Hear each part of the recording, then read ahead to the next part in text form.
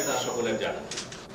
কিন্তু ৭১-এর মুক্তিযুদ্ধের পর স্বাধীন বাংলাদেশে নিষিদ্ধ হয় জামায়াতে ইসলামী। তবে ১৯৭৮-এ জিয়াউর রহমানের হাতে বাকশালের পরিবর্তে বহুদলীয় গণতন্ত্র চালু হলে রাজনীতির সুযোগ পায় দলটি। বাংলাদেশ জিন্দাবাদ, জামায়াতে ইসলামী জিন্দাবাদ। তবে ১৯৮৬-তে এসে বিএনপির বিরোধিতা করে আওয়ামী লীগের সঙ্গে গাঁটছড়া বাঁধে জামায়াত, অংশ নেয় জাতীয় নির্বাচনে। ১৯৯৯ সালে আবার যোগ দেয় বিএনপি মোর্চায়। ৫ আগস্ট হাসিনা সরকারের পতনের পর দু দলের সম্পর্ক আবারও তলানিতে। কিন্তু কি এর কারণ?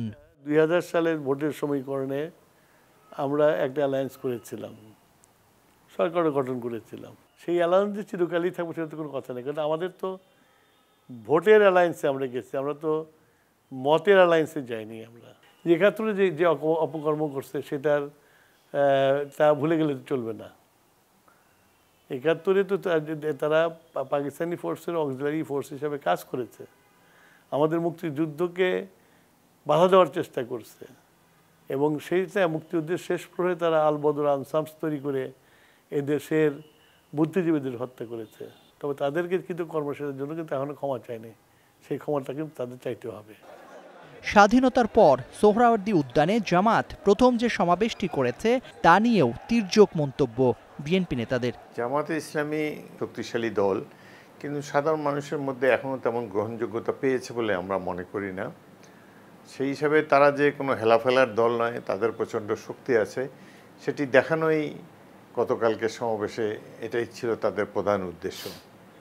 তারা বোঝাতে চায় যে এটা আর এখন ৭১ সালের জামাত নয়, এখন তারা একটা বিরাট এক শক্তি। বিএনপি মুক্তিযোদ্ধাদের দল, শহীদ রাষ্ট্রপতি জিয়াউর রহমানের দল, স্বাধীনতা ঘোষকের দল। অবশ্যই আমরা ৭১-এর প্রতি সবসময় বিশ্বস্ত থাকব, ৭১-এর সাথে কোনো কম্প্রোমাইজ নাই। জামাতে ইসলামী অবভিয়াসলি সেদিন বিরোধিতা করেছে, দেশের অসংখ্য সংখ্যাগরিষ্ঠ জনগণের বিরুদ্ধে গিয়ে নানান ধরনের অপকর্মে লিপ্ত হয়েছে, এবং সেটা এই দেশের জনগণও কোনোদিন ভুলবে না।